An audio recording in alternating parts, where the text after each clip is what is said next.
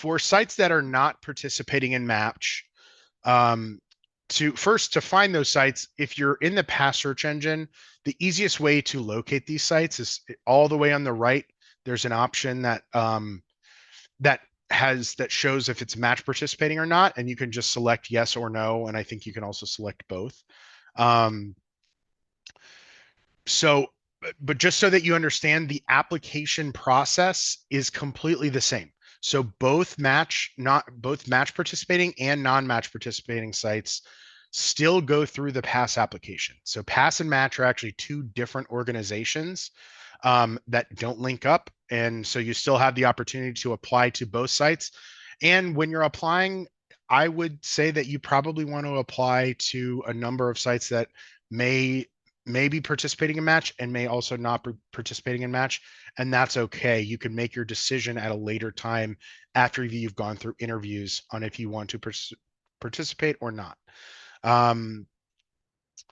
So for our non-match sites, you will be able to interview and be offered a position immediately after the interview. And the only thing that we do is ask that if you accept a position at a non-match location, we just ask that you remove yourself from the match. That is something that we do check. We haven't had any issues with that yet, but we will just check to make sure that like you have removed yourself from the match to accept that position.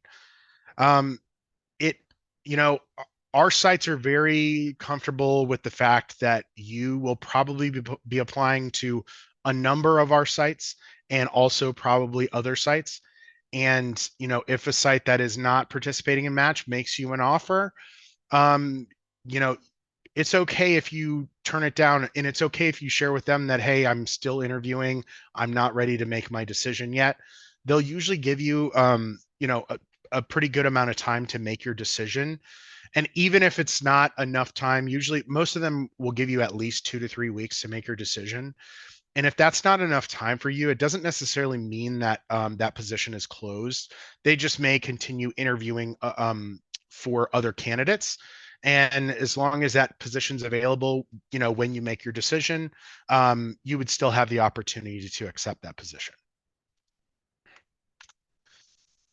So for all of the training sites that are still participating in Match, if you are planning to go through the Match process, I would encourage you to please register for Match as soon as possible and include your Match ID on your Pass application. So Pass and Match do not interact. And so we kind of rely on you to input your Match number into the Pass application.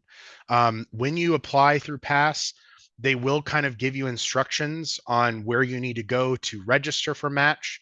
And they will also be sending reminders that you add your Match ID to your Pass application before usually they'll probably do it a couple times before December.